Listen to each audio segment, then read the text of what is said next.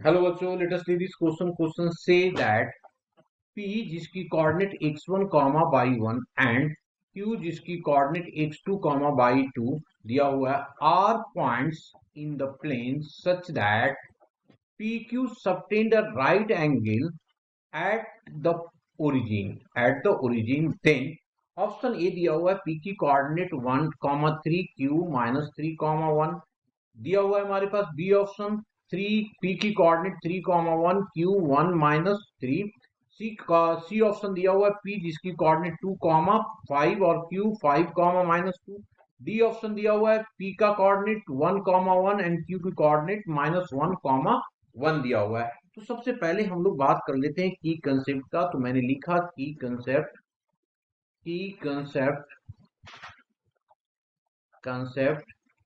that is equals to if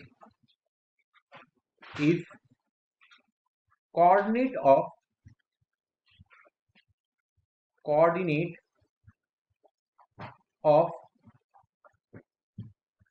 point A जिसका x1 comma y1 है and B जिसकी coordinate x2 comma y2 है then AB is equals to distance, मतलब distance between AB क्या होगा जी, under root में होता है x2 माइनस ऑफ x1 का whole square plus of y2 minus of y1 का होल स्क्वायर। नाउ अब आ जाते हैं क्वेश्चन पे। क्वेश्चन में दिया हुआ है हम लोगों को, क्या दिया हुआ है जी, कि P एंड Q क्या कर रहा है, राइट एंगल बना रहा है ओरिजिन पे। इसका मतलब पाइथागोरस थ्योरम यूज कर सकते हैं हम लोग। तो हम लोग इसमें क्या कर दिया, पाइथागोरस थ्योरम यूज कर दिया। तो सबसे पहले लिखा as P Q subtend a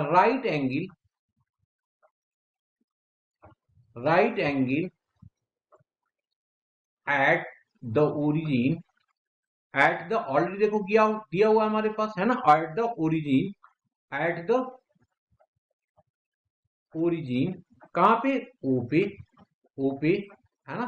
then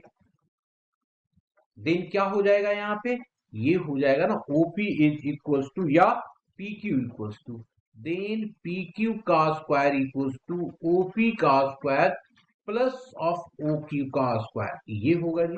अब इसका डिस्टेंस निकालो by using distance formula.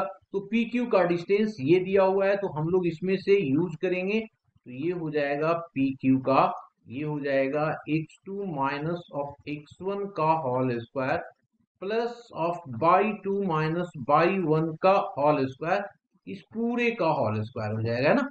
This is equal to OP, OP आ जाएगा x1 का square plus of y one का स्क्वायर का अंडर रूट, इस पूरे पे होल स्क्वायर आएगा। और नेक्स्ट वाला जो होगा वो होगा x2 का square plus of y two का होल स्क्वायर का स्क्वायर। अब चूंकि अंडर रूट का स्क्वायर दिया हुआ है, तो यहाँ पे क्या होगा, अंडर रूट हट जाएगा। तो अंडर रूट को हटा दिया और साथ में इसको पहले अंडर रूट हटा के लिखते हैं ना। तो ये आ गया x2 माइनस ऑफ x1 का whole square plus of y two minus y one का whole square. This is equals to x1 का square plus of y one का स्क्वायर प्लस ऑफ x2 का square plus of y two का whole square.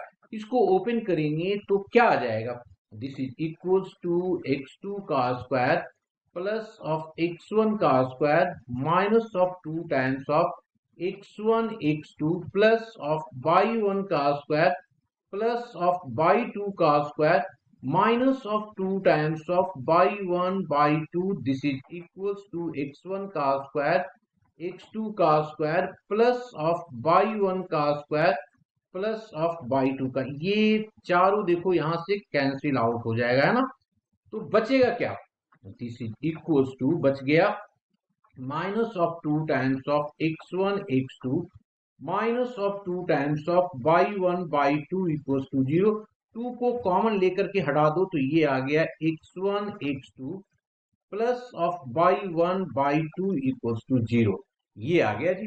अब हमें सबको check करना पड़ेगा, सारे ऑप्शन को हम लोग को चेक करना पड़ेगा कि इस कंडीशन को सेटिस्फाइड कर रहा है या नहीं कर रहा है। तो चलिए आइए, सबसे पहले ए ऑप्शन, देन क्या कर दिया, from option, then from option,